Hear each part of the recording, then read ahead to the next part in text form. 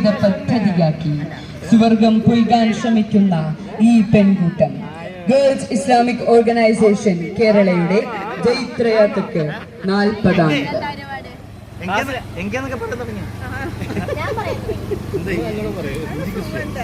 തിരുവനന്തപുരം പുത്തരിക്കണ്ടം മൈതാനത്ത് വെച്ച് നടക്കുന്ന പൊതുസമ്മേളനത്തിന് മുന്നോടിയായിട്ടുള്ള റാലിയാണ് ഈ വാഹനത്തിന് തൊട്ടു പിന്നാലെ കടന്നു വരുന്നത്.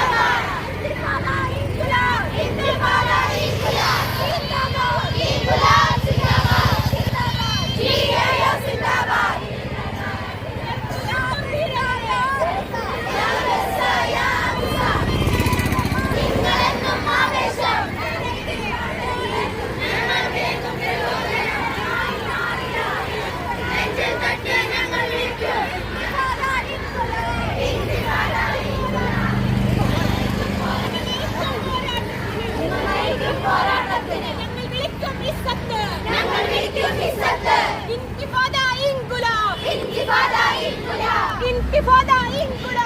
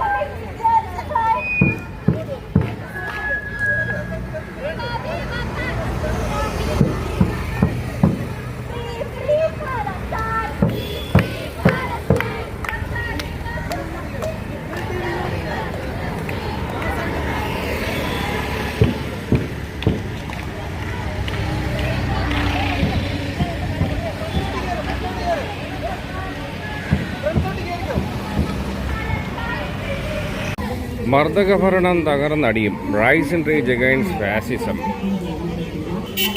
Release all political prisoners, hands off my hijab. അതാണ്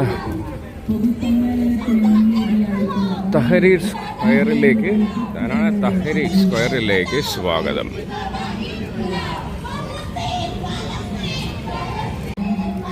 GIO-വിൻ്റെ കരുത്തുറ്റ പ്രതിനിധികൾക്ക് സ്വാഗതം. ദക്ഷിണ കേരള സമ്മേളനം.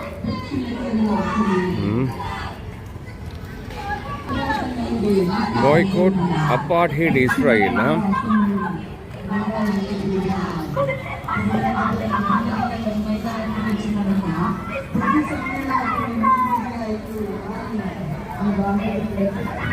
ദക്ഷിണ കേരള സമ്മേളനം ഇസ്ലാം വിമോചന പോരാട്ടങ്ങളുടെ സത്യപ്രചോദനം, അല്ലയോ?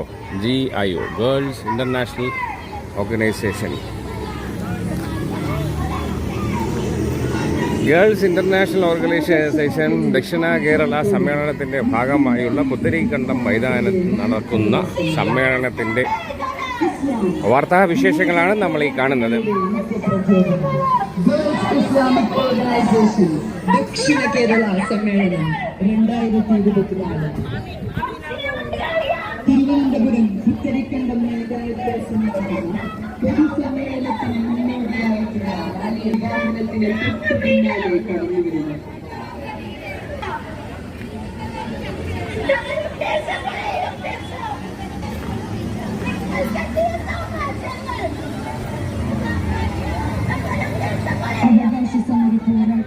Reject NRC, revoke CAA, boycott India, fight against Islamophobia.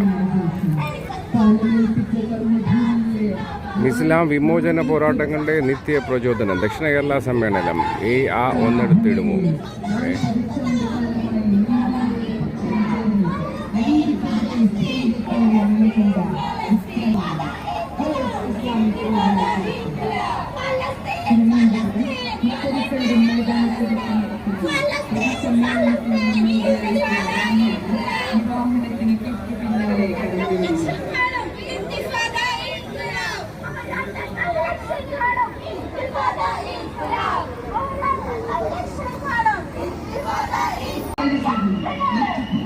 ആശയങ്ങളും ചുരുക്കുന്ന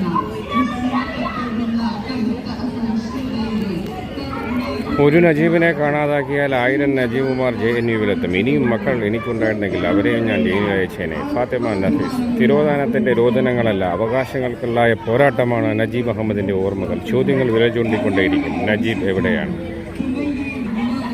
Revoke sedition charge against Aisha Sultana. Resist the authoritarian rule in Lakshadweep. Support Aisha Sultana. Save Lakshadweep.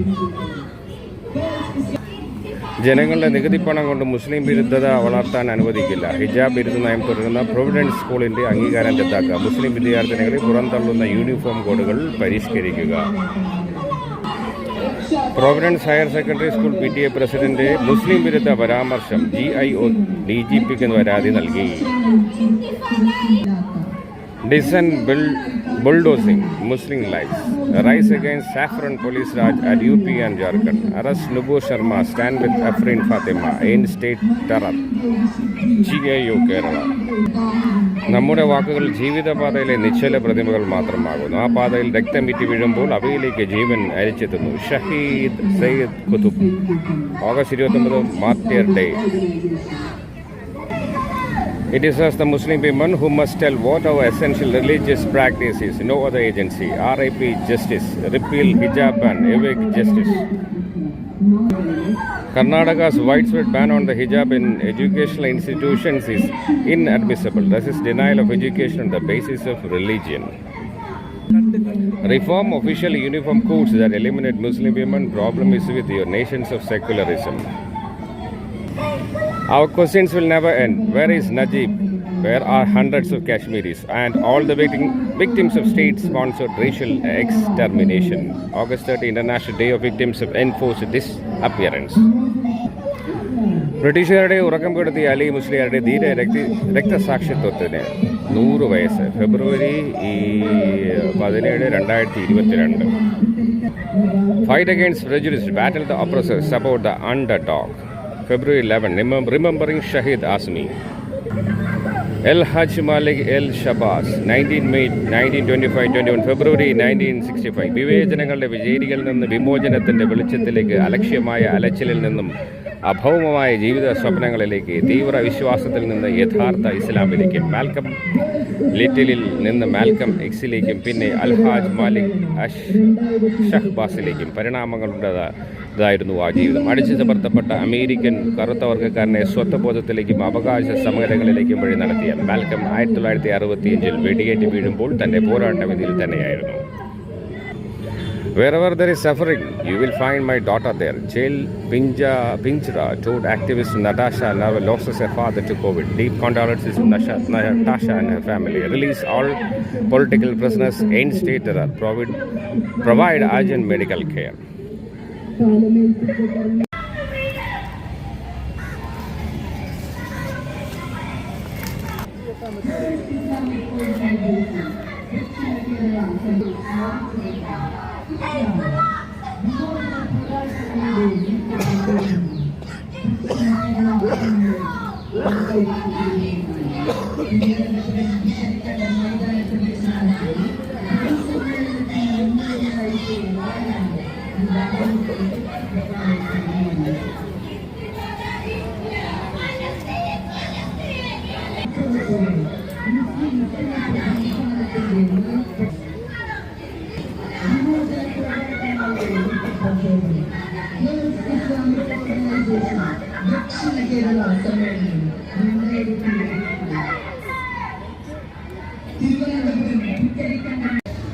Regular bill to Asif Iqbal Tanha, Natasha Narwal and Devangana Khalida for power to you. കലോത്സവ വേദിയിലെ Islamophobic ആവിഷ്കാരങ്ങൾ കേരളത്തിൻ്റെ മുസ്ലിം വിരുദ്ധ പൊതുബോധത്തിൻ്റെ തുടർച്ച. അക്രമങ്ങളുടെ പ്രതിസന്ധികളുടെ കുത്തൊഴുക്കിനെ ഈമാനിൻ്റെ കരുത്തിൽ മറികടന്ന ചെറുത്തുനിൽപ്പിൻ്റെ ചരിതം. ഷെയ്ഖ് അഹമ്മദ് യാസിൻ, ജനുവരി 1, 1937, 22 March 2004. Bajrang Dal, VHP സംഘങ്ങൾ ത്രിപുരയിൽ നടത്തുന്ന മുസ്ലിം വംശഹത്യയ്ക്ക് state സംവിധാനങ്ങളെ നിർജീവമാക്കിക്കൊണ്ട് സർക്കാർ ഒത്താശ പാടുകയാണ്. നാഥൻ്റെ സവിധത്തിലേക്ക് ശുഹദാക്കളുടെ പുഞ്ചിരിയുമായി നടന്നു കയറുക നേതാവേ. ഒന്നല്ല 1000 അനീയന്മാർക്ക് വിത്തുപാകപ്പെട്ട മണ്ണാണ് ഫലസ്തീൻ.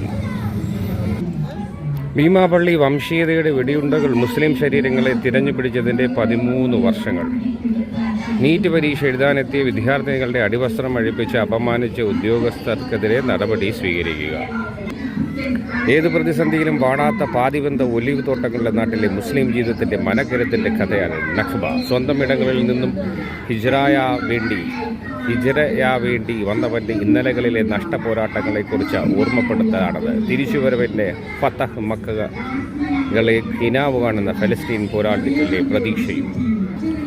At another attack on Muslim women, stop normalizing Islamophobia. Silence of the liberal, feminist, open-minded society and media on the terrible misogynistic Sangh attack unveils the double standards. Providence school ഹിജാബ് വിലക്ക്. സമാധാനപരമായി പ്രതിഷേധിച്ച സ്ത്രീകളടക്കമുള്ള സമരക്കാർക്കെതിരെ അക്രമം അഴിച്ചുവിട്ട പോലീസ് നടപടിയെ ചോദ്യം ചെയ്യുക. Arrest ചെയ്തവരെ ഉടൻ വിട്ടയക്കുക.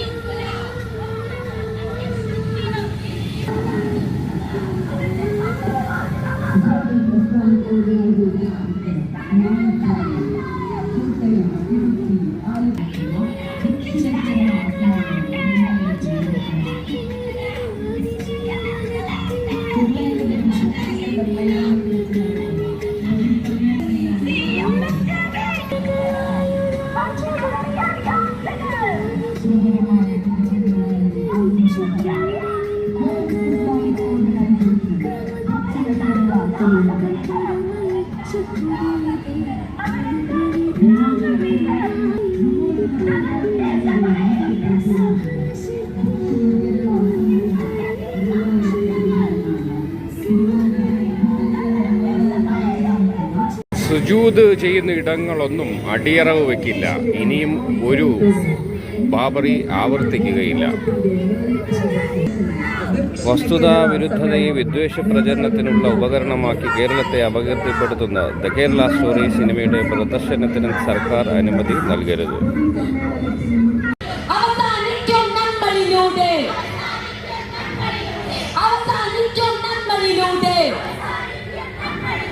വിമോചനത്തിൽ കാതകളിവിടെ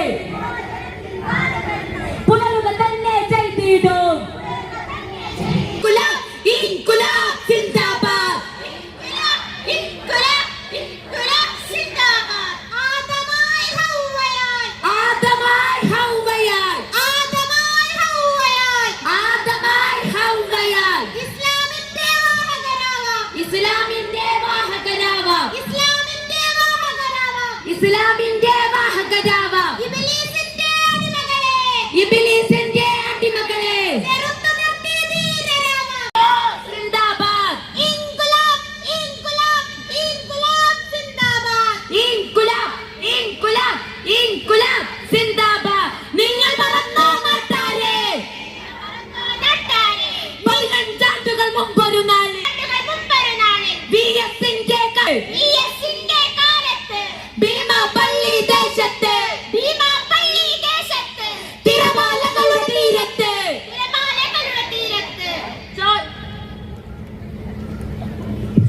ഇൻകുലാബ് സിന്ദാബാദ്, ഇൻകുലാബ് സിന്ദാബാദ്, GIO സിന്ദാബാദ്, GIO സിന്ദാബാദ്, GIO GIO GIO സിന്ദാബാദ്, GIO GIO GIO സിന്ദാബാദ്. ലക്ഷ്യമാക്കുന്നതെങ്കിൽ അള്ളാഹുവിൻ്റെ പക്കൽ തന്നെയാണ് ഇഹലോകത്തെ പ്രതിഫലവും പരലോകത്തെ പ്രതിഫലവും.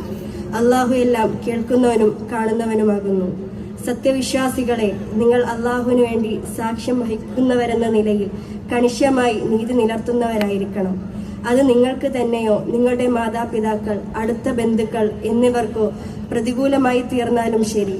ധനികനോ ദരിദ്രനോ ആകട്ടെ, ആ രണ്ട് വിഭാഗത്തോടും കൂടുതൽ ബന്ധപ്പെട്ടവൻ അള്ളാഹു ആകുന്നു. അതിനാൽ നിങ്ങൾ നീതി പാലിക്കാതെ തന്നിഷ്ടങ്ങളെ പിൻപറ്റരുത്. നിങ്ങൾ വളച്ചൊടിക്കുകയോ ഒഴിഞ്ഞു മാറുകയോ ചെയ്യുന്ന പക്ഷം തീർച്ചയായും നിങ്ങൾ പ്രവർത്തിക്കുന്നതിനെ പറ്റിയെല്ലാം സൂക്ഷ്മമായി അറിയുന്നവനാകുന്നു അള്ളാഹു. സത്യവിശ്വാസികളെ, അള്ളാഹുവിലും അവന്റെ ദൂതനിലും അവന്റെ ദൂതന് അവൻ അവതരിപ്പിച്ച ഗ്രന്ഥത്തിലും മുമ്പ് അവൻ അവതരിപ്പിച്ച ഗ്രന്ഥത്തിലും നിങ്ങൾ വിശ്വസിക്കുവിൻ. അള്ളാഹുവിലും അവന്റെ മലക്കുകളിലും അവന്റെ ഗ്രന്ഥങ്ങളിലും അവന്റെ ദൂതന്മാരിലും അന്ത്യദിനത്തിലും വല്ലവനും അവിശ്വസിക്കുന്ന പക്ഷം തീർച്ചയായും അവൻ ബഹുദൂരം പിഴച്ചുപോയിരിക്കുന്നു. അസ്സലാമു അലൈക്കും വറഹ്മത്തുള്ളാഹി. മേഖലയിലെ മുസ്ലിം ജനത എന്ന പൊതുബോധം നിലനിൽക്കെ കേരളത്തിന്റെ വ്യത്യസ്ത കാലഘട്ടങ്ങളിലെ അധിനിവേശ വിരുദ്ധ പോരാട്ടങ്ങളിലും ഭൗതികപരവും വിദ്യാഭ്യാസപരവുമായ സമരങ്ങളിലും ഭൗതിക ഇടപെടലുകളിലും അനിഷേധ്യമായ പങ്കുവഹിച്ച സമൂഹമാണ് തെക്കൻ കേരളത്തിലെ മുസ്ലിം ജനത എന്നത് ഇവിടെ ഓർത്തെടുക്കുകയാണ്. സ്വാഗതം ആശംസിക്കുന്നതിനായി GIO Kerala general secretary Suhana Abdul Latheef സാഹിബയെ ആദരപൂർവ്വം ക്ഷണിക്കുന്നു. أعوذ بالله من الشيطان الرجيم بسم الله الرحمن الرحيم الحمد لله رب العالمين الصلاة والسلام على مصطفى وعلى آله المجتبى وأصحابه المرتضى أما بعد. പരമകാരുണികനും കരുണാനിധിയുമായ അല്ലാഹു സുബ്ഹാനഹു തആല നമ്മേവരെയും അനുഗ്രഹിക്കുമാറാകട്ടെ. ഏറെ ബഹുമാനപ്പെട്ട ജമാഅത്തെ ഇസ്ലാമി കേരള അമീർ P. Mujeeb Rahman Sahib, member of parliament advocate Haris Beeran, GIO കേരളയുടെ അധ്യക്ഷ advocate Thamanna Sulthana Sahiba, Jamaat e Islami Hind secretary A. Rahmathunnisa Sahiba, Jamaat e Islami വനിതാ വിഭാഗം Kerala president Sajida PTP Sahiba, national federation of GIO general secretary Samar Ali Sahiba, എൻ്റെ മുന്നിലിരിക്കുന്ന ഏറ്റവും പ്രിയപ്പെട്ട ഹൃദയത്തോട് ചേർത്ത് വെക്കുന്ന സഹപ്രവർത്തകരെ, അസ്സലാമു അലൈക്കും വറഹ്മത്തുള്ളാഹി വബറകാത്ത്. 40 വർഷത്തെ GIOവിന്റെ യാത്ര തുടർന്നുകൊണ്ടിരിക്കുകയാണ്. ആദർശപാതയിൽ ആർജവത്തോടെ മുസ്ലിം സ്ത്രീ പ്രതിനിധാനത്തിന്റെ 40 വർഷങ്ങൾ.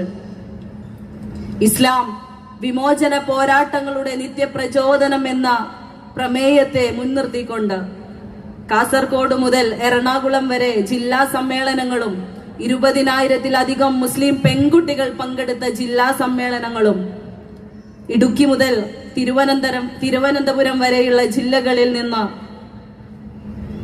2,500-ലധികം പെൺകുട്ടികൾ പങ്കെടുത്തുകൊണ്ടിരിക്കുന്ന ദക്ഷിണ കേരള സമ്മേളനത്തിലാണ് നമ്മൾ ഏവരും ഒരുമിച്ചിരിക്കുന്നത്.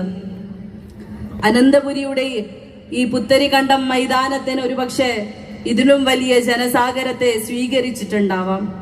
പക്ഷെ ഈ കൂട്ടമുണ്ടല്ലോ, എന്റെ മുന്നിലിരിക്കുന്ന ഞാൻ ഉൾപ്പെടെയുള്ള നമ്മുടെ ഈ കൂട്ടമുണ്ടല്ലോ, സിബ്ഗത്തുല്ലാഹ്, അള്ളാഹുവിന്റെ വർണ്ണമണിഞ്ഞുകൊണ്ട് അവന്റെ പാർശ്വത്തെ മുറുകെ പിടിച്ചുകൊണ്ട് നിലപാടുകളെ, മൂർച്ചയുള്ള നിലപാടുകൾ ഉറക്കെ വിളിച്ചു പറഞ്ഞുകൊണ്ട് സ്വന്തം ആവിഷ്കാരങ്ങളും നിലപാടുകളും കൃത്യതയോടുകൂടി സമൂഹത്തിലെ ഇടപെടലുകളെ സമൂഹത്തിൽ എങ്ങനെ കൃത്യമായി ഇടപെടണമെന്ന് അറിഞ്ഞുകൊണ്ട് അത് കൃത്യമായി പൊതു സമൂഹത്തിലേക്ക് അറിയിച്ചുകൊണ്ട് മുന്നേറുന്ന ഒരു കൂട്ടമാണ് നമ്മൾ ഓരോരുത്തരും.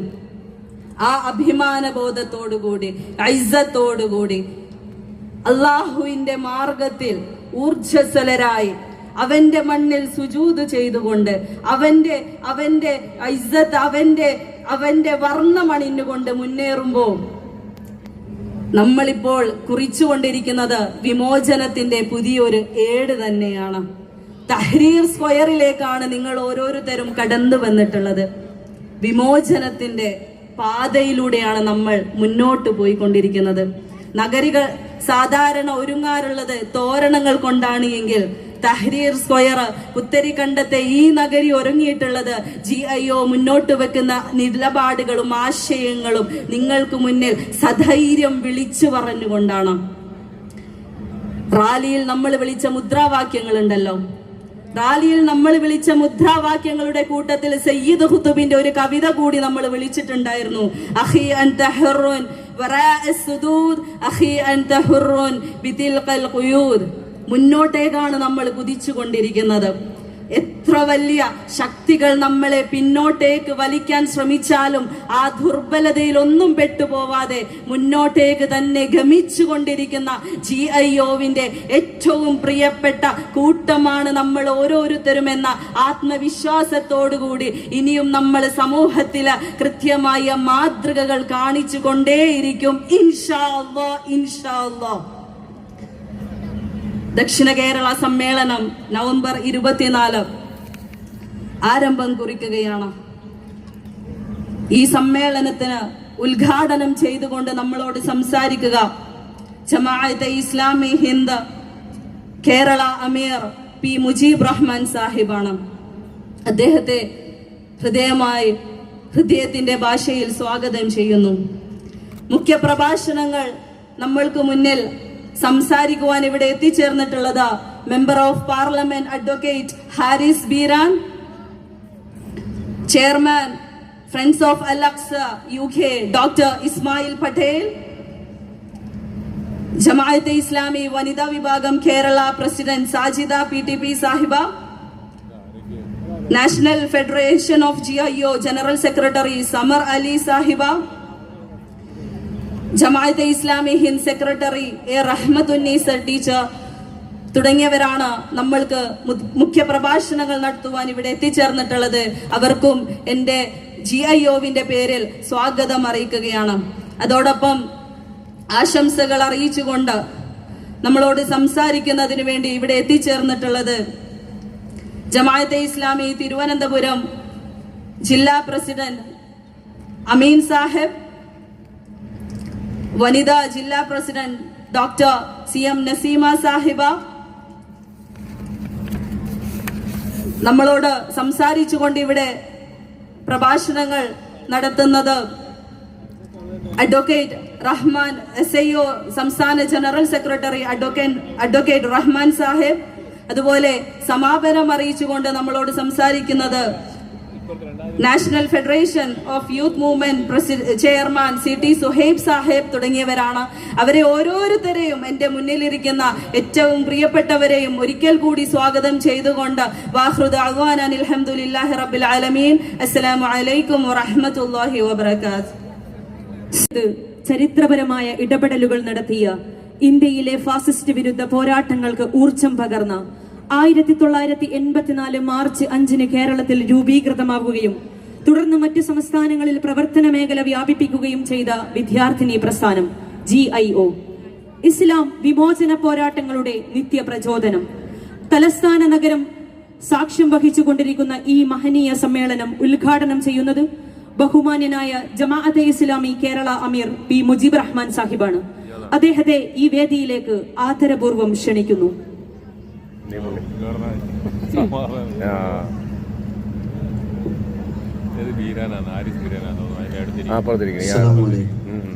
അൽഹംദുലില്ലാഹി റബ്ബിൽ ആലമീൻ വസ്സലാത്തു വസ്സലാമു അലാ റസൂലിഹിൽ അമീൻ വഅലാ ആലിഹി വസഹ്ബിഹി അജ്മഈൻ അമ്മാ ബഅദ്. റബ്ബി ഇശ്റഹ് ലി സദ്രി വയസ്സിർ ലി അംരി വഹ്ലുൽ ഉഖ്ദതം മിൻ ലിസാനി യഫ്ഖഹു ഖൗലി. ഈ സമ്മേളനത്തിന്റെ ആദരണീയ അധ്യക്ഷ GIO സംസ്ഥാന പ്രസിഡന്റ് തമന്ന സുൽത്താന സഹോദരി, മുഖ്യപ്രഭാഷണം നിർവഹിക്കുന്ന ബഹുമാന്യനായ പാർലമെന്റ് MP, സുപ്രീം കോടതി അഭിഭാഷകനും കേരളത്തിൽ ഒരുപാട് മനുഷ്യാവകാശ പോരാട്ടങ്ങളെ സഹകരിക്കുന്ന അല്ലെങ്കിൽ സപ്പോർട്ട് ചെയ്യുന്ന സ്വഭാവത്തിൽ നിയമപരമായ പോരാട്ടങ്ങൾക്ക് ഡൽഹിയിൽ നിന്ന് എല്ലാ അർത്ഥത്തിലും തുറന്ന പിന്തുണ നൽകുകയും ചെയ്യുന്ന പ്രിയ സുഹൃത്ത് ഹാരിസ് ബീരാൻ സാഹിബ്, ജമാഅത്തെ ഇസ്ലാമി ഹിന്ദ് അഖിലേന്ത്യാ സെക്രട്ടറി റഹ്മത്തുന്നിസ സാഹിബ, ജമാഅത്തെ ഇസ്ലാമി വനിതാ വിഭാഗം പ്രസിഡന്റ് PTP സാജിദ സാഹിബ, വേദിയിൽ ഉപവിഷ്ടരായ GIO-വിൻ്റെ നേതാക്കളെ, സ്നേഹം നിറഞ്ഞ GIO പ്രവർത്തകരെ, സഹോദരന്മാരെ, ഏറെ സന്തോഷത്തോടു കൂടിയാണ് ഈ സായാഹ്നത്തിൽ നിങ്ങളെ അഭിമുഖീകരിക്കുന്നത്. ഏതാണ്ട് 3:30 മണിക്ക് ആരംഭിച്ച ഉജ്ജ്വലമായ ഒരു പ്രകടനത്തിന് ശേഷമാണ് നിങ്ങളിവിടെ ഒരുമിച്ച് കൂടിയിട്ടുള്ളത്. ആ പ്രകടനം തുടക്കം മുതലേ വീക്ഷിക്കാനുള്ള ഭാഗ്യം ലഭിച്ചു. കരുത്തുറ്റ ഒരു നിര, യുവനിര, വിദ്യാർത്ഥി നിര ഇസ്ലാമിൻ്റെ ഐഡന്റിറ്റിയും ഐഡിയോളജിയും മുറുകെ പിടിച്ചുകൊണ്ട് ചുറ്റുപാടുകളോടും ലോകത്തോടും സമൂഹത്തോടും രാജ്യത്തോടുമുള്ള തങ്ങളുടെ കടപ്പാടും പ്രതിബദ്ധതയും ഉജ്ജ്വലമായ ഭാഷയിൽ സംവദിച്ചുകൊണ്ടാണ് ഈ പ്രകടനം തിരുവനന്തപുരം പട്ടണത്തിലൂടെ കടന്ന് ഈ നഗരിയിൽ സമ്മേളിച്ചിട്ടുള്ളത്. എൻ്റെ പ്രിയപ്പെട്ട വിദ്യാർത്ഥിനികളെ, GIO-വിൻ്റെ പ്രവർത്തകരെ ഹൃദ്യമായി ഈ സന്ദർഭത്തിൽ അഭിവാദ്യം ചെയ്യുകയാണ്. അള്ളാഹു നിങ്ങളെ അനുഗ്രഹിക്കുമാറാകട്ടെ. നമുക്കറിയാവുന്നതുപോലെ കേരളീയ സമൂഹത്തിനകത്ത് 4 പതിറ്റാണ്ടിൻ്റെ ചരിത്രം ഗേൾസ് ഇസ്ലാമിക് ഓർഗനൈസേഷൻ ഉണ്ട്. ആ 4 പതിറ്റാണ്ടിൻ്റെ ചരിത്രം അറിവിൻ്റെയും തിരിച്ചറിവിൻ്റെയും മാത്രമല്ല, ശക്തമായ പോരാട്ടത്തിൻ്റെയും അതിജീവനത്തിൻ്റെയും കൂടി ചരിത്രമാണ്. 4 പതിറ്റാണ്ട് എന്ന് പറയുമ്പോൾ നമുക്ക് ഒരു പക്ഷേ അത് എളുപ്പം പറഞ്ഞു പോകാൻ കഴിയുന്ന ഒരു കാലയളവല്ല.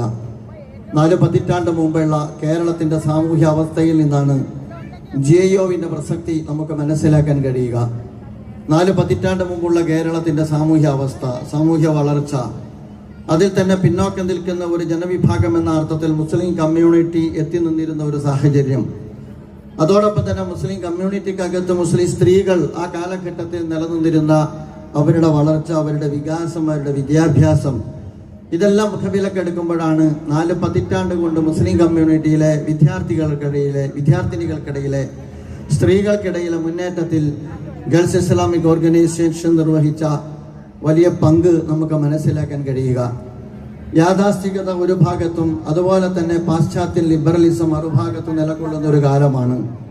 മതവും അതുപോലെ തന്നെ മതമൂല്യങ്ങളും അതുപോലെ തന്നെ മതം മുന്നോട്ട് വെക്കുന്ന ആശയങ്ങളും പഴഞ്ചനും അതുപോലെ തന്നെ ഒരർത്ഥത്തിലും ജീവിതവുമായി ബന്ധപ്പെടുത്താൻ പാടില്ലാത്തതും സ്വകാര്യമായ മേഖലകളിൽ മാത്രം പരിമിതപ്പെടുത്തേണ്ടതുമാണ് എന്ന് മനസ്സിലാക്കുന്ന ഒരു കാലഘട്ടത്തിൽ, അതുപോലെ തന്നെ മുസ്ലിം പെൺകുട്ടികൾ പുറത്തിറങ്ങണോ ഉറങ്ങണ്ടേ എന്ന കാര്യത്തിൽ, അവൾ പഠിക്കണോ പഠിക്കേണ്ടതില്ല എന്ന കാര്യത്തിൽ, അവൾക്ക് പൊതു പങ്കാളിത്തം അല്ലെങ്കിൽ പൊതുസമൂഹത്തിനകത്ത് ഇടമുണ്ടോ ഇടമില്ല എന്ന കാര്യത്തിൽ സമൂഹത്തിനകത്ത്, പ്രത്യേകിച്ച് സമുദായത്തിനകത്തും അഭിപ്രായ വ്യത്യാസം നിലനിൽക്കുന്ന ഒരു കാലഘട്ടത്തിലാണ് വിദ്യാഭ്യാസത്തിന്റെ അടിസ്ഥാനത്തിൽ സമൂഹത്തിന്റെ പുനർനിർമ്മാണ പ്രക്രിയയിൽ ജീവിതത്തിലെ സുപ്രധാനമായ ഒരു വിഭാഗം എന്ന നിലയിൽ സ്ത്രീകൾക്കും അവരുടെ പങ്ക് നിർവഹിക്കാനുണ്ട് എന്നും ആ പങ്കിന്റെ നിർവഹണം എന്ന് പറയുന്നത് ഇസ്ലാമിക അധ്യാപനങ്ങളുടെ അടിസ്ഥാനത്തിലുള്ളതാണ് എന്നും പ്രവാചക പ്രാപ്തമായ ഒരു മതത്തിന്റെ അടിത്തറകളിൽ നിന്നുകൊണ്ട് സ്ത്രീ സമൂഹം ആ ധർമ്മം നിർവഹിക്കേണ്ടതുണ്ട് എന്നും ഒരു കാലഘട്ടത്തിൽ ഒരുപക്ഷെ 4 പതിറ്റാണ്ട് മുമ്പ് കേരളീയ സമൂഹത്തിൽ ഇന്നുകൊണ്ട് എണീറ്റ് ഉച്ചത്തിൽ വിളിച്ചു പറഞ്ഞു എന്നുള്ളതാണ് ഗേൾസ് ഇസ്ലാമിക് ഓർഗനൈസേഷൻ നിർവഹിച്ച ഏറ്റവും പ്രധാനപ്പെട്ട വിപ്ലവകരമായ ചുവടുവെപ്പ് എന്ന് പറയുന്നത്. ഇന്ന് നമുക്കറിയാം, ഇന്ന് ഒരുപാട് ആളുകൾ, ഇന്ന് നമ്മൾ പലപ്പോഴും മുസ്ലിം സമൂഹത്തിലെ സ്ത്രീ സമൂഹത്തിന്റെ മുന്നേറ്റവുമായി ബന്ധപ്പെട്ട ആകുലതകളുള്ള ഒരുപാട് ആളുകളുണ്ട്. നമ്മെ ഉപദേശിക്കുന്ന, നമുക്ക് മാർഗനിർദ്ദേശം നൽകുന്ന, അതുപോലെ തന്നെ അവരുടെ സംരക്ഷണത്തെക്കുറിച്ച് ആധിയുള്ള ആകുലതകളുള്ള ഒരുപാട് ആളുകളുണ്ട്. നമ്മുടെ പ്രധാനമന്ത്രി വരെ ആ അർത്ഥത്തിൽ മുസ്ലിം സ്ത്രീകളുടെ കാര്യത്തിൽ അദ്ദേഹത്തിന് വലിയ വിഷമമാണ്. കാരണം മുസ്ലിം സ്ത്രീകളുടെ പിന്നോക്കാവസ്ഥയെക്കുറിച്ച് സംസാരിക്കാറുണ്ട്, സ്വത്തിന്റെ വിഹിതത്തെക്കുറിച്ച് സംസാരിക്കാറുണ്ട്, അതുപോലെ തന്നെ സ്ത്രീകളുമായി ബന്ധപ്പെട്ട വേഷത്തെക്കുറിച്ച് സംസാരിക്കാറുണ്ട്. ഇങ്ങനെ തുടങ്ങി മുസ്ലിം സ്ത്രീകളുമായി ബന്ധപ്പെട്ട ത്വലാഖുമായി ബന്ധപ്പെട്ട് സംസാരിക്കാറുണ്ട്. അങ്ങനെ മുസ്ലിം സ്ത്രീകളുമായി ബന്ധപ്പെട്ട വിഷയത്തിൽ മതത്തിന്റെ അടിത്തറയിൽ നിന്നുകൊണ്ട് പ്രവർത്തിക്കുന്നതിനപ്പുറം മതാതീതമായ സ്വഭാവത്തിൽ അവരെ വിമോചിപ്പിച്ചു കളയണമെന്ന് ആഗ്രഹിക്കുന്ന ഒരുപാട് ആളുകളുണ്ട്. മാത്രമല്ല, മലബാറിലെ പെൺകുട്ടികളുടെ വളർച്ചയുമായി ബന്ധപ്പെട്ട് തട്ടമൊന്ന് അയച്ചു വെച്ച് അവർ വളരുന്നത് കണ്ടില്ലേ എന്ന് പറയുന്ന പുരോഗമനാശയക്കാർ നമ്മുടെ മുമ്പിലുണ്ട്. പക്ഷേ 4 പതിറ്റാണ്ടുകൾക്ക് ശേഷം തട്ടമിട്ടുകൊണ്ട്, അതുപോലെ തന്നെ ഐഡിയോളജിയെ മുറുകെ പിടിച്ചുകൊണ്ട്, മതാധ്യാപനങ്ങളെ പ്രതിനിധീകരിച്ചുകൊണ്ട് മുസ്ലിം പെൺകുട്ടികൾക്ക് വളരാനും ഉയരുവാനും അതുപോലെ തന്നെ സാമൂഹ്യ രംഗത്ത് പൊതുപങ്കാളിത്തം നിർവഹിക്കാനും കഴിയുമെന്ന് എൻ്റെ പ്രിയപ്പെട്ട സഹോദരിമാർക്ക് സാധിച്ചു എന്നുള്ളത് തന്നെയാണ് ഈ കാലഘട്ടത്തിൽ പെൺകുട്ടികൾക്ക് അല്ലെങ്കിൽ GIO-വിന് നിർവഹിക്കാൻ കഴിയുന്ന പ്രധാനപ്പെട്ട സംഭാവന എന്ന് പറയുന്നത്. ഈ പറയുന്ന കേരളത്തിന്റെ 4 അതിരുകൾക്കപ്പുറം, മലബാറിന്റെ 4 അതിരുകൾക്കപ്പുറം അങ്ങനെയുള്ള ഒരു വളർച്ചയെക്കുറിച്ച് വിഭാവന ചെയ്യാൻ കഴിയാത്ത ഒരു കാലത്താണ് കേരളത്തിന് പുറത്ത് സെൻട്രൽ യൂണിവേഴ്സിറ്റികളിൽ, അതുപോലെ തന്നെ ഇന്റർനാഷണൽ യൂണിവേഴ്സിറ്റികളിൽ, അതുപോലെ തന്നെ ഈ രാജ്യത്തുന്ന മത്സര പരീക്ഷകളിൽ എല്ലാം അവർ അവരുടേതായ കഴിവും മികവും തെളിയിച്ചുകൊണ്ടിരിക്കുന്ന ഒരു കാലത്താണ് നാം ജീവിച്ചുകൊണ്ടിരിക്കുന്നത്. എന്താണ് അവരുടെ മോട്ടിവേഷൻ? നമ്മളെല്ലാവരും മനസ്സിലാക്കണം. യഥാർത്ഥത്തിൽ മതത്തെ മാറ്റി നിർത്തിക്കൊണ്ടല്ല, ഐഡിയോളജിയെ മാറ്റി നിർത്തിക്കൊണ്ടല്ല, ഐഡന്റിറ്റിയെ മറച്ചു പിടിച്ചുകൊണ്ടല്ല, ഐഡിയോളജിയെ നെഞ്ചോട് ചേർത്ത് പിടിച്ചുകൊണ്ട് തന്നെ, രാജ്യത്തിന്റെ ബഹുസ്വരതയോട് ചേർന്ന് നിന്നുകൊണ്ട് തന്നെ, വൈവിധ്യത്തെ അംഗീകരിച്ചുകൊണ്ട് തന്നെ, ആ വൈവിധ്യങ്ങളോട് സംവദിച്ചുകൊണ്ട് തന്നെ, ആധുനിക ദർശനങ്ങളുമായി അങ്ങേയറ്റം അടുത്തു നിന്നുകൊണ്ടും അതിനോട് ഡിബേറ്റ് ചെയ്തുകൊണ്ട് തന്നെ ഈ കാലഘട്ടത്തിൽ ഞങ്ങൾക്ക് വളരാനും ഉയരാനും തങ്ങളുടേതായ സാമൂഹ്യ ധർമ്മം നിർവഹിക്കാനും കഴിയുമെന്ന് ഈ പെൺകുട്ടികൾ തെളിയിച്ചു കഴിഞ്ഞു എന്നുള്ളതാണ് ഈ കാലഘട്ടത്തിന്റെ ഏറ്റവും വലിയ പ്രത്യേകത. അതിന്റെ പ്രചോദനം എന്താണെന്ന് ചോദിച്ചാൽ, അതിന്റെ പ്രചോദനം വിശുദ്ധ വേദഗ്രന്ഥമാണ്. അതിന്റെ പ്രചോദനം മഹാനായ പ്രവാചകൻ റസൂലുള്ളാഹി സ്വല്ലല്ലാഹു അലൈഹി വസല്ലം അവർക്ക് പകർന്നു കൊടുത്ത ജീവിതാധ്യാപനങ്ങളാണ്. വിശുദ്ധ വേദഗ്രന്ഥം അവതരിപ്പിച്ചത് തന്നെ ഇഖ്റ ബിസ്മി റബ്ബിക്കല്ലദീ ഖലഖ് ഖലഖൽ ഇൻസാന മിൻ അലഖ ഇഖ്റ വറബ്ബുക്കൽ അക്രമുല്ലദീ അല്ലമ ബിൽ ഖലം അല്ലമൽ ഇൻസാന മാ ലം യഅലം. വായിക്കുക എന്ന് പറഞ്ഞ് അവതരിപ്പിക്കപ്പെട്ട ഒരു ഗ്രന്ഥമാണ് വിശുദ്ധ വേദഗ്രന്ഥം. പേനയെക്കുറിച്ച്, വായനയെക്കുറിച്ച്, അതുപോലെ തന്നെ അറിവിനെ കുറിച്ച് പ്രവാചകൻ അല്ലാഹു സുബ്ഹാനഹു വ തആല ആദ്യം അവതരിപ്പിച്ച വേദവാക്യത്തിൽ തന്നെ വളരെ വിശദമായി പരാമർശിക്കുന്നത് നമുക്ക് കണ്ടെത്താവുന്നതാണ്. ആ അർത്ഥത്തിൽ വായനയിലൂടെയാണ്, പഠനത്തിലൂടെയാണ് ഒരുപക്ഷെ ആൺകുട്ടികളെ പോലും പിറകിലാക്കുന്ന സ്വഭാവത്തെ വിദ്യാഭ്യാസ രംഗത്ത് വമ്പിച്ച മുന്നേറ്റം നടത്തിക്കൊണ്ട് തന്നെയാണ് പൊതുരംഗത്ത് തങ്ങളുടെ ഇടം വളരെ കൃത്യമായി അടയാളപ്പെടുത്തുവാൻ ആധുനിക ഈ കാലഘട്ടത്തിലെ മുസ്ലിം പെൺകുട്ടികൾക്ക് സാധിച്ചത് എന്ന് നമുക്ക് പറയാവുന്നതാണ്. ആ അർത്ഥത്തിലുള്ള അവരുടെ വളർച്ചയ്ക്ക് പ്രചോദനമേകിയ വേദഗ്രന്ഥത്തെ കുറിച്ച് തന്നെയാണ്, ഇസ്ലാമിക ദർശനത്തെ കുറിച്ച് തന്നെയാണ് അവർ അതിന്റെ സൗത്ത് കേരള സമ്മേളനത്തിന്റെ ഘട്ടത്തിലും പ്രമേയമായി സ്വീകരിച്ചിട്ടുള്ളത്. അഥവാ ഇസ്ലാമിന്റെ വിമോചനപരതയെ മുഖവിലക്കെടുത്തുകൊണ്ടും ആ വിമോചനപരതയെ ഉദ്ഘോഷിച്ചുകൊണ്ടുമാണ് GIO-വിന്റെ സൗത്ത് കേരള സമ്മേളനം നടക്കുന്നത്. നീതിയെക്കുറിച്ച് അഥവാ ജസ്റ്റിസിനെ കുറിച്ച്, ഇക്വാലിറ്റിയെ കുറിച്ച്, ഫ്രീഡത്തെ കുറിച്ച് ഈ അർത്ഥത്തിൽ അവർ വിളംബരം ചെയ്തുകൊണ്ടേയിരിക്കുന്നു. എന്തുകൊണ്ടാണ് ഗേൾസ് ഇസ്ലാമിക് ഓർഗനൈസേഷന്റെ സമ്മേളനത്തിനകത്ത് നടന്ന പ്രകടനത്തിൽ ഫലസ്തീനിന് വേണ്ടി സംസാരിച്ചത്? എന്തുകൊണ്ടാണ് അവർ ലോകത്തിന്റെ വിവിധ ഭാഗങ്ങളിൽ അടിച്ചമർത്തപ്പെട്ട ജനവിഭാഗങ്ങൾക്ക് വേണ്ടി സംസാരിച്ചത്?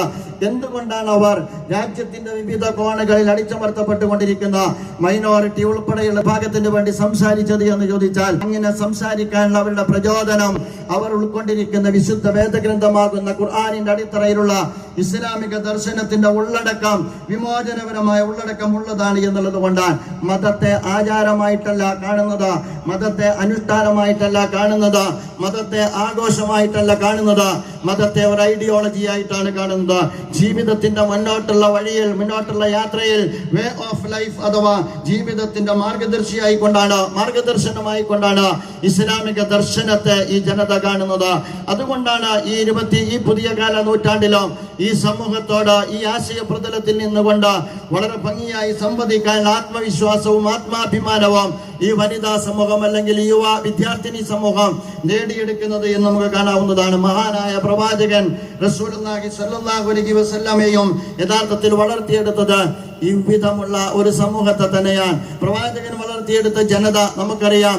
പ്രവാചകന്റെ പത്നിമാരിൽ നിന്ന് തുടങ്ങുന്നുണ്ട് ഇതിന്റെ പരമ്പര എന്ന് നമുക്കറിയാവുന്നതാണ്. സ്ത്രീ സമൂഹത്തെ പിടിച്ചു മൂടപ്പെട്ട ഒരു കാലഘട്ടത്തിൽ നിന്നുകൊണ്ടാണ് പെൺകുട്ടിയെ കുറിച്ച് പ്രവാചകൻ സംസാരിച്ചു തുടങ്ങിയത്, ഉമ്മയെ കുറിച്ച് പ്രവാചകൻ സംസാരിച്ചു തുടങ്ങിയത്, സഹോദരിയെ കുറിച്ച് പ്രവാചകൻ സംസാരിച്ചു തുടങ്ങിയത്. അവരുടെ അവകാശങ്ങൾ നിഷേധിക്കപ്പെടുന്നതുമായി ബന്ധപ്പെട്ട ശക്തമായ താക്കീത് പ്രവാചകന്റെ ഭാഗത്ത് നിന്ന് ലഭിച്ചത് എന്ന് നമുക്ക് കാണാവുന്നതാണ്.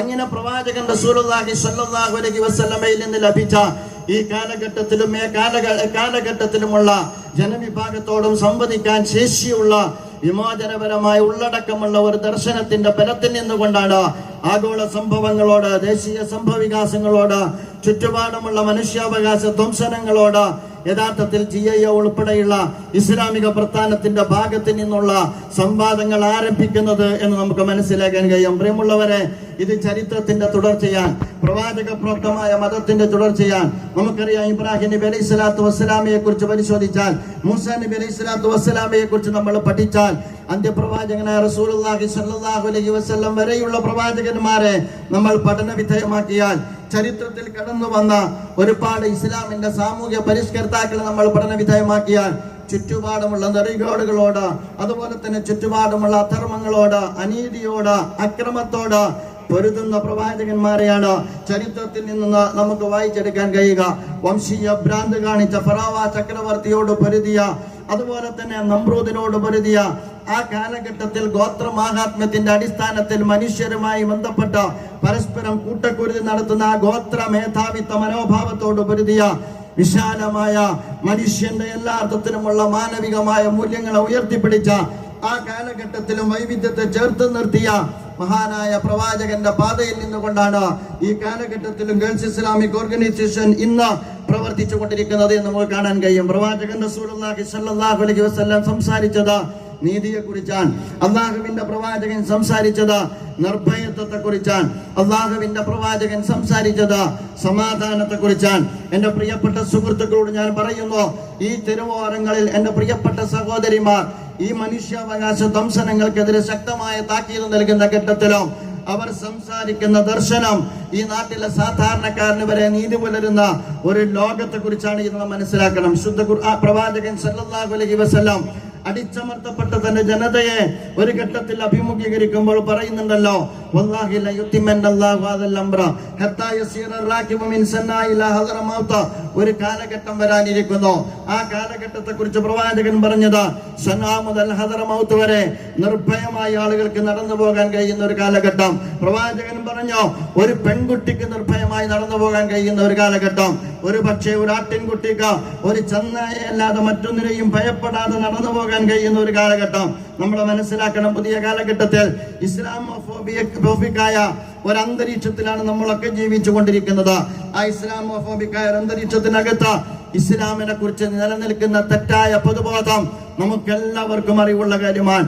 ആ പൊതുബോധത്തെ ഞങ്ങൾ ബ്രേക്ക് ചെയ്യാൻ ആഗ്രഹിക്കുന്നത്, ആ പൊതുബോധത്തെ ഞങ്ങൾ തിരുത്താൻ ആഗ്രഹിക്കുന്നത് ഇസ്ലാമിന്റെ നീതിയെ കുറിച്ച് സംസാരിച്ചുകൊണ്ടാണ്, ഇസ്ലാമിന്റെ നിർഭയത്വത്തെ കുറിച്ച് സംസാരിച്ചുകൊണ്ടാണ്, ഇസ്ലാമിന്റെ സമാധാനത്തെ കുറിച്ച് സംസാരിച്ചുകൊണ്ടാണ്.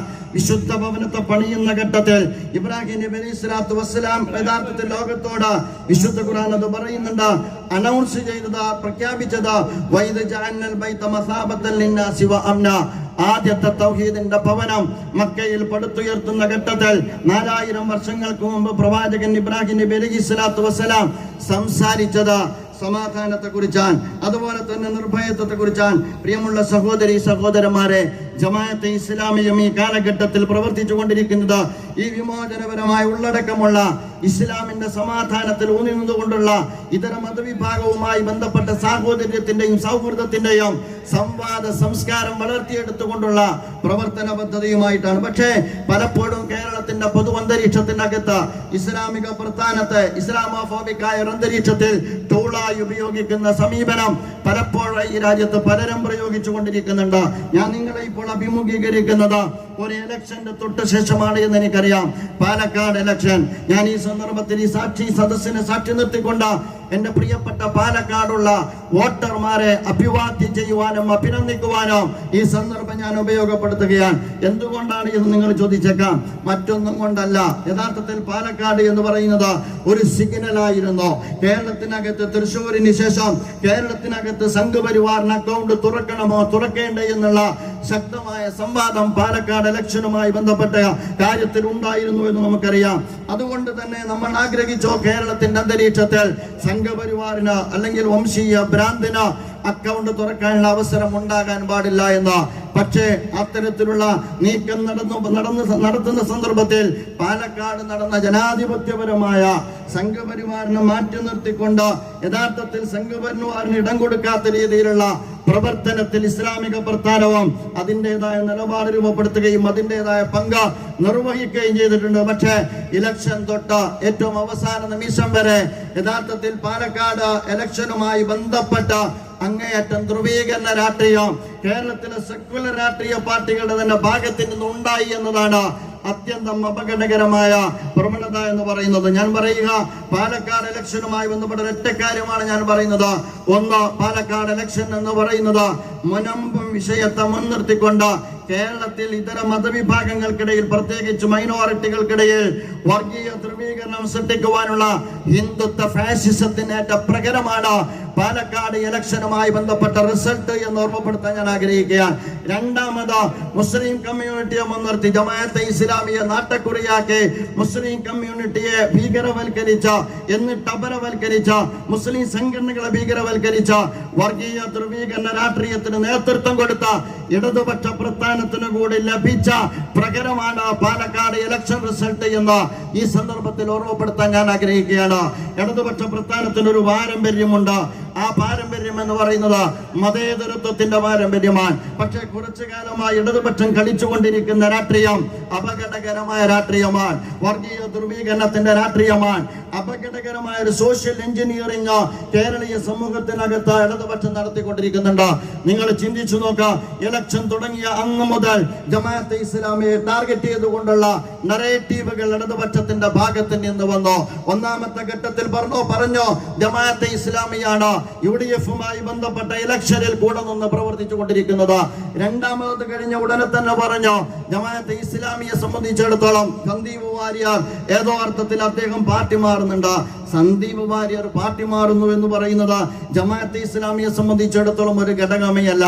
പാലക്കാട് ഇലക്ഷനിൽ BJP പരാജയപ്പെടുക എന്നുള്ളതാണ്. സന്ദീപ് വാര്യർ കൂടെ നിൽക്കണമെന്ന് CPM ആഗ്രഹിച്ചിട്ടുണ്ട് എന്നുള്ളത് അവരെ സംബന്ധിച്ചിടത്തോളം അവരുടെ രാഷ്ട്രീയ താല്പര്യമാണ്.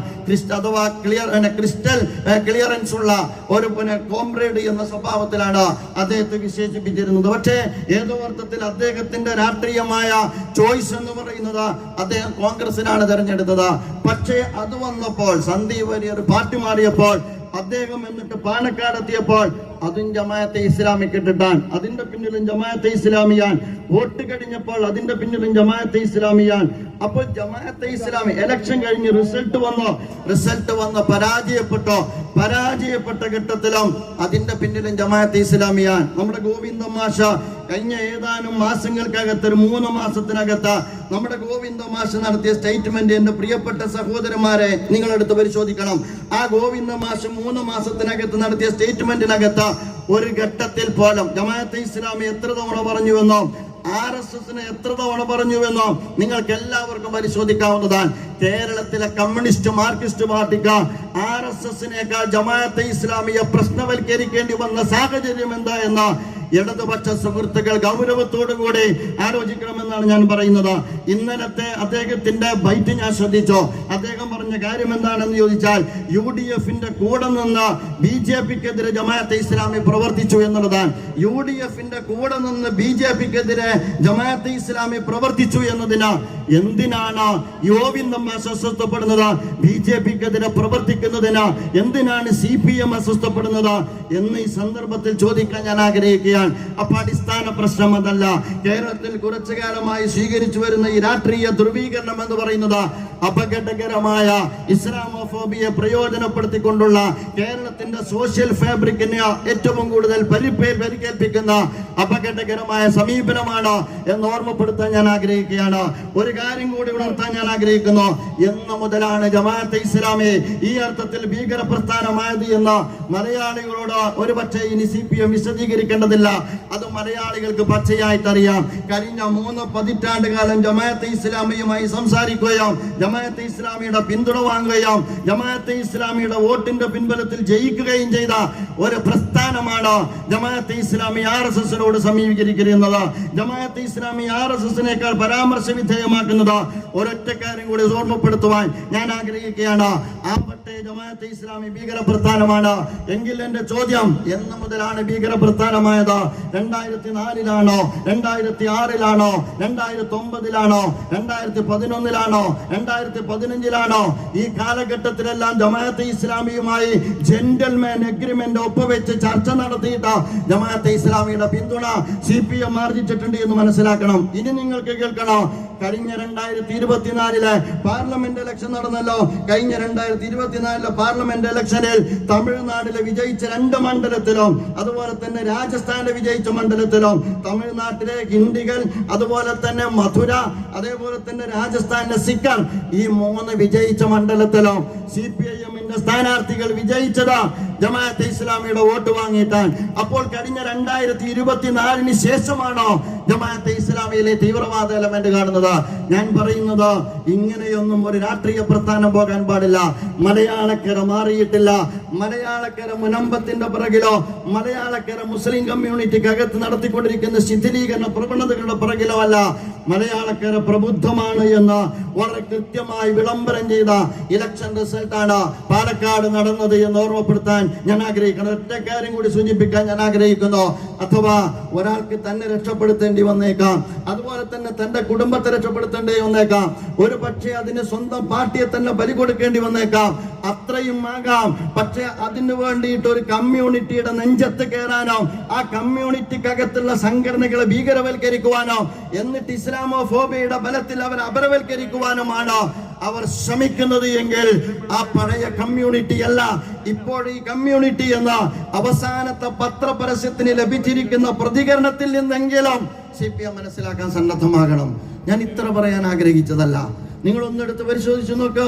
കഴിഞ്ഞ 3 മാസമായിട്ട് ഒരു രാഷ്ട്രീയ പ്രസ്ഥാനം, രാഷ്ട്രീയമായ പോരാട്ടം നടക്കുന്ന ഒരു ജനാധിപത്യ ഗോതയിൽ ഒരു മതസംഘടനയെ, ഒരു ഇസ്ലാമിക പ്രസ്ഥാനത്തെ, ഏത് ഇസ്ലാമിക പ്രസ്ഥാനത്തെ, നീണ്ട പതിറ്റാണ്ട് കാലം തങ്ങൾ പിന്തുണ സ്വീകരിച്ച ഒരു പ്രസ്ഥാനത്തെ അത്യന്തം ഭീകരമായി ചിത്രീകരിക്കുക എന്ന് പറഞ്ഞാൽ ഞാൻ പറയുക, ഈ ഇരട്ടത്താപ്പിൽ നിന്ന് ഭരിക്കുന്ന ഒരു കക്ഷി പിൻവാങ്ങണം.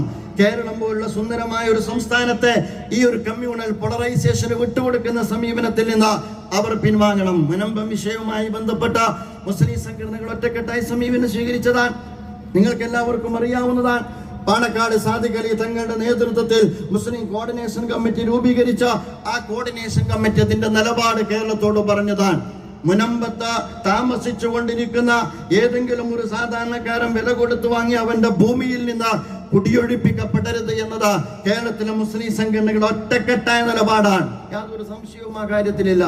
എന്നിട്ട് അത് വെച്ചിട്ട് കമ്മ്യൂണൽ പോളറൈസേഷൻ സൃഷ്ടിക്കാൻ ശ്രമിക്കുക, അത് നീട്ടിക്കൊണ്ടുപോവുക, രണ്ട് കമ്മ്യൂണിറ്റി തമ്മിൽ അകൽച്ച സംഭവിച്ചു കൊണ്ടേയിരിക്കുക, പോളറൈസേഷന് വളമിട്ട് കൊടുക്കുക, സംഘപരിവാറും കാസയും അതിന് നേതൃത്വം കൊടുത്തുകൊണ്ടിരിക്കുക, ഗവൺമെന്റ് നാളിതുവരെ മൗനം പാലിക്കുക.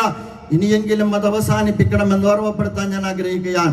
മാത്രമല്ല, രണ്ടാമതൊരൊറ്റ കാര്യം കൂടി സൂചിപ്പിച്ചു നിർത്തുന്നു. മുനമ്പം വിഷയത്തിൽ ഈ പറയപ്പെട്ട സ്വഭാവത്തിൽ നിരപരാധരായ മനുഷ്യരോടൊപ്പമാണ് നമ്മൾ എന്ന് പറയുന്നതോടൊപ്പം തന്നെ അതിന്റെ മറപിടിച്ച് കേരളത്തിൽ അങ്ങോളം ഇങ്ങോളം കയ്യേറ്റം ചെയ്യപ്പെട്ടിരിക്കുന്ന വഖഫ് ഭൂമി സ്വന്തമാക്കാം എന്ന കാഴ്ചപ്പാട് ഭൂമാഫിയയും കയ്യേറ്റക്കാരും വെച്ചു പുലർത്തരുത് എന്നുകൂടി ഓർമ്മപ്പെടുത്താൻ ഞാൻ ആഗ്രഹിക്കുകയാണ്. ഞാൻ അവസാനിപ്പിക്കുകയാണ്. ബിസ്മില്ലാഹിർ റഹ്മാനിർ റഹീം.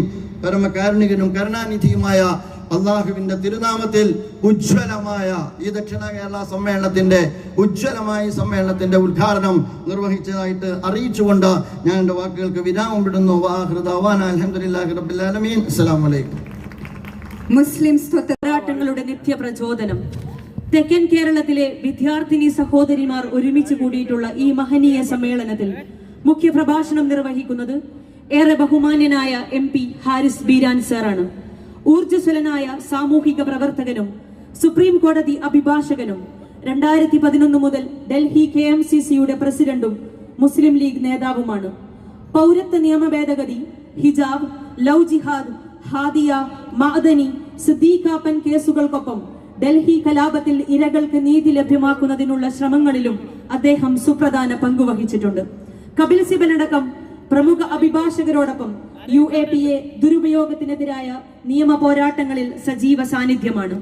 ഇന്ത്യൻ ഹജ്ജ് തീർത്ഥാടകരുടെ യാത്ര സുഗമമാക്കാൻ സുപ്രീം കോടതി നിയോഗിച്ച സമിതിയിലും സേവനമനുഷ്ഠിച്ചിട്ടുണ്ട്. പ്രിയ ഹാരിസ് ബീരാൻ സാറിനെ മുഖ്യ പ്രഭാഷണത്തിനായി ബഹുമാന പുരസ്സരം ക്ഷണിക്കുന്നു. യോഗത്തിന്റെ അധ്യക്ഷ അഡ്വക്കേറ്റ് തമന്ന സുൽത്താന, ഏറെ ആദരണീയനായ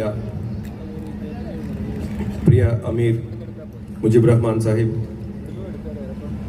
GIയുടെയും ജമാഅത്തെ ഇസ്ലാമിയുടെയും ഭാരവാഹികളായ സഹോദരി സഹോദരന്മാരെ, പ്രിയപ്പെട്ട വിദ്യാർത്ഥിനികളെ, അസ്സലാമു അലൈക്കും.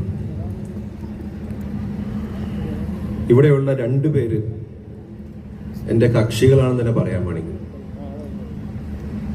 GIയുടെ സംസ്ഥാന പ്രസിഡന്റ് തമന്ന സുൽത്താനെ ആദ്യമായിട്ടാണ് നേരിൽ കാണുന്നത്, പക്ഷെ എൻ്റെ കക്ഷിയാണ്.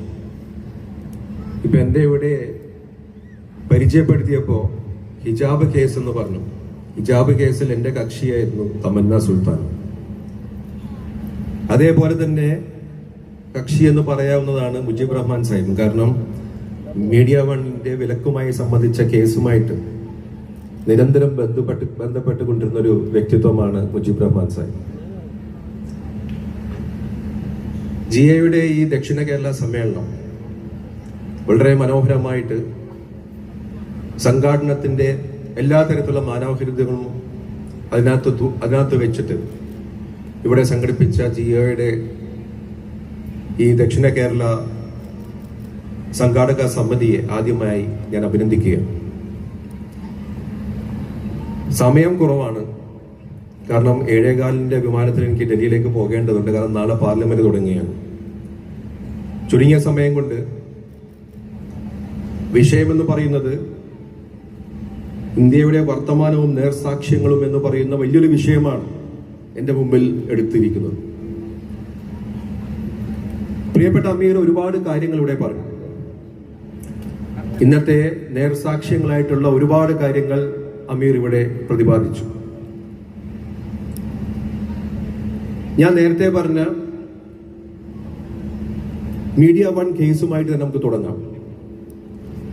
എന്തായിരുന്നു മീഡിയ വണ്ണിനെ വിലക്കാനുണ്ടായ കാരണം? മീഡിയ വണ്ണിന്റെ ലൈസൻസ് പുതുക്കാതിരുന്നപ്പോൾ മീഡിയ വൺ കോടതിയിൽ പോയപ്പോൾ കേന്ദ്ര സർക്കാർ പറഞ്ഞൊരു കാരണമുണ്ടായിരുന്നു.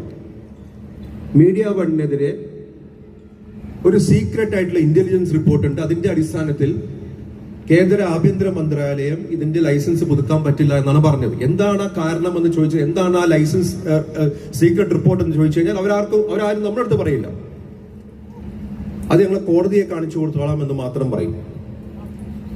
അങ്ങനെ ഹൈക്കോടതിയിൽ പോയി, ഹൈക്കോടതിയിൽ കേസ് തോറ്റ് സുപ്രീം കോടതിയിൽ വന്നു. സുപ്രീം കോടതി നമ്മൾ കേസ് ജയിച്ചു വിധി വന്നപ്പോൾ ആ വിധിപ്പകർപ്പിനുള്ളിൽ മീഡിയ വണ്ണിനെതിരായിട്ടുള്ള ഈ പറയപ്പെടുന്ന കേന്ദ്ര ആഭ്യന്തര മന്ത്രാലയത്തിന്റെ സീക്രട്ട് റിപ്പോർട്ട്, ആ റിപ്പോർട്ടിലുള്ള കാര്യങ്ങളെല്ലാം ഈ വിധിന്യായത്തിൽ പ്രതിപാദിച്ചിട്ടുണ്ടായിരുന്നു.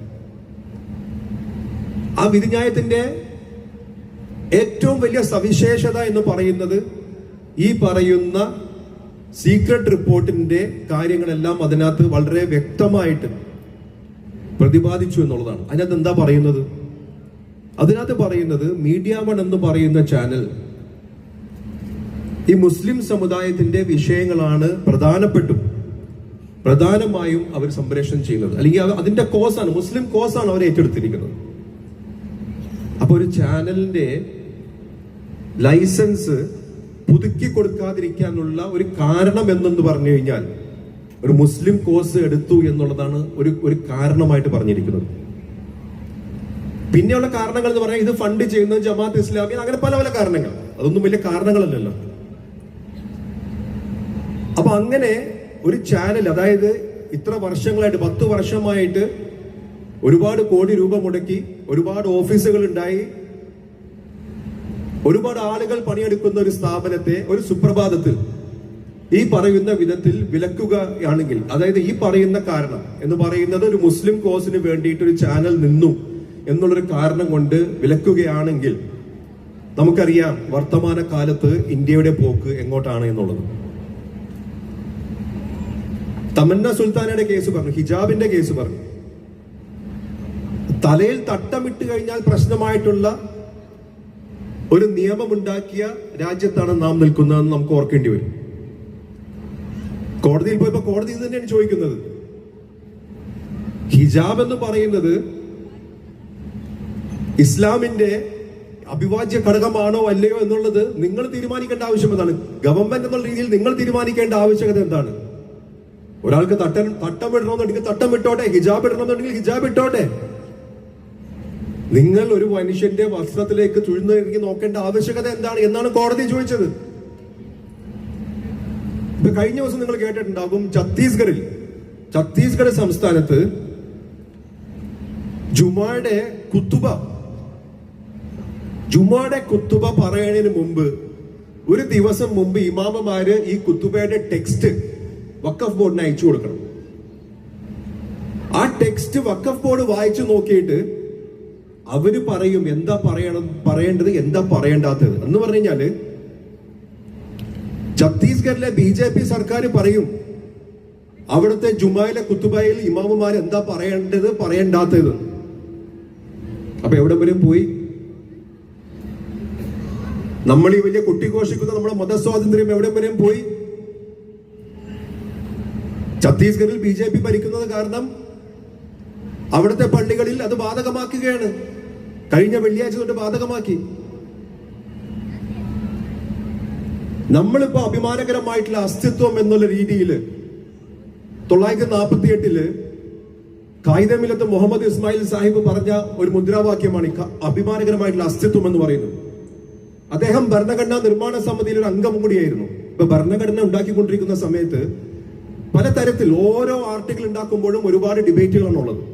അതിന് മതസ്വാതന്ത്ര്യത്തിന്റെ ആർട്ടിക്കിൾ വന്നു, അപ്പോഴും ഒരുപാട് ഡിബേറ്റുകൾ ഉണ്ടായി. 2 സ്കൂൾ ഓഫ് തോട്ട് ഉണ്ടായി. ഒരു സ്കൂൾ ഓഫ് തോട്ട് പറഞ്ഞ് ഇന്ത്യ എന്ന് പറയുന്നത് മതേതരത്വ രാജ്യമാണ്, ഇവിടെ ഒരൊറ്റ നിയമം മതി, എല്ലാവർക്കും കൂടി ഒറ്റ നിയമം മതി. അപ്പൊ ഇപ്പോഴത്തെ സ്കൂൾ പറഞ്ഞു അത് പാടില്ല, ഇന്ത്യ എന്ന് പറയുന്നത് വൈവിധ്യമാണ്, ഇന്ത്യയുടെ ആശയം എന്ന് പറയുന്നത് വൈവിധ്യമാണ്. പലതരത്തിലുള്ള ജാതിയും മതവും, പലതരത്തിൽ ഭക്ഷണം കഴിക്കുന്ന ആളുകളും, പലതരത്തിൽ വേഷവിധാനം ധരിക്കുന്ന ആളുകളും, പല സംസ്കാരങ്ങളും ഉള്ളതെല്ലാം ഇന്ത്യയുടെ വൈവിധ്യത്തിന്റെ ഭാഗമാണ്. അതാണ് ഇന്ത്യ എന്ന് പറയുന്നത്.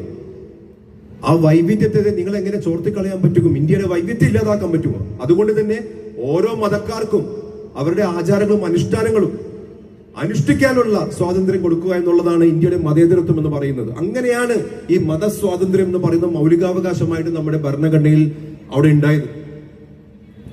അതേപോലെ തന്നെ പ്രൊപ്പഗേറ്റ്, നമുക്ക് മതം പ്രചരിപ്പിക്കാനുള്ള ഒരു അവകാശം കൂടി അതിനകത്ത് വന്നു. അങ്ങനെ മതസ്വാതന്ത്ര്യവും മതാചാരം മതാനുഷ്ഠാനങ്ങളും മതം പ്രചരിപ്പിക്കാനുള്ള നമുക്ക് മൗലികാവകാശം 950 നമുക്ക് കിട്ടിയതിന് ശേഷം ഇന്നത്തെ അവസ്ഥയിൽ എന്തെല്ലാമാണ് നടന്നുകൊണ്ടിരിക്കുന്നത്? കഴിഞ്ഞ 11 കൊല്ലമായിട്ട് രാജ്യം ഭരിച്ചുകൊണ്ടിരിക്കുന്ന സർക്കാർ കൊണ്ടുവരിക്കുന്ന നിയമങ്ങൾ കണ്ടാൽ നമുക്കറിയാം. അത് മുത്തലാഖ് നിയമമായിക്കോട്ടെ, പൗരത്വ നിയമമായിക്കോട്ടെ, ആർട്ടിക്കിൾ 370 ആയിക്കോട്ടെ, അല്ലെങ്കിൽ ഇപ്പോ നമ്മളിപ്പോ കണ്ട വഖഫ് ആയിക്കോട്ടെ, ഏത് നിയമം എടുത്തു നോക്കിക്കഴിഞ്ഞാലും അതില് മുസ്ലിം വിരോധം എന്ന് പറയുന്നത് എഴുതി വെച്ചിരിക്കും, നമുക്ക് എല്ലാവർക്കും കാണാൻ സാധിക്കും. ഈ പൗരത്വം നമ്മൾ വലിയ കാര്യമായിട്ട് നമ്മൾ പൗരത്വത്തിനെതിരെ നമ്മൾ നിന്ന്. എന്തുകൊണ്ടായിരുന്നു ഈ പൗരത്വത്തിനെതിരെ നമ്മൾ നിന്നത്? അഭയാർത്ഥികൾക്ക് പൗരത്വം നൽകുന്നതിന് നമുക്ക് ആർക്കും എതിരല്ല. പക്ഷെ അഭയാർത്ഥികളായിട്ട് കാണേണ്ടി വരും. ഈ നിയമത്തിൽ എന്താ ചെയ്തത്? നിയമത്തിലെ അഭയാർത്ഥികളെ അവര് ഹൈന്ദവ അഭയാർത്ഥികളായിട്ടും സിഖ് അഭയാർത്ഥികളായിട്ടും ക്രൈസ്തവ അഭയാർത്ഥികളായിട്ടും മുസ്ലിം അഭയാർത്ഥികളായിട്ടും കണ്ടു. മുസ്ലിങ്ങളായിട്ടുള്ള അഭയാർത്ഥികൾക്ക് മാത്രം ഞങ്ങൾ പൗരത്വം നൽകുകയില്ല. അപ്പൊ ഇങ്ങനെ മതം വിളിച്ചു പറഞ്ഞുകൊണ്ട് പൗരത്വം കൊടുക്കുന്ന ഒരവസ്ഥ, മതം മാനദണ്ഡമാക്കിയിട്ടുള്ളൊരു നിയമം, മതം മാനദണ്ഡമാക്കിയ ഒരു നിയമം പാസ്സാക്കി കഴിഞ്ഞാൽ നമ്മുടെ മതേതരത്തിനുള്ള കടക്കൽ കത്തിവെക്കുന്ന ഒരവസ്ഥയാണത്.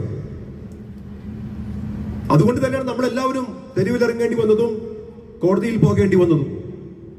ഇപ്പൊ അതിലും ഭീകരമാണ് ഇപ്പൊ വന്നിരിക്കുന്ന വഖഫ് നിയമം എന്ന് പറയുന്നത്. സഹോദര സമുദായങ്ങളിൽ നേരത്തെ മുജീബ് സാഹിബ് പറഞ്ഞ പോലെ ഒരുപാട് തെറ്റിദ്ധാരണകളുണ്ട്. വഖഫ് എന്ന് പറഞ്ഞാൽ എന്താണ്?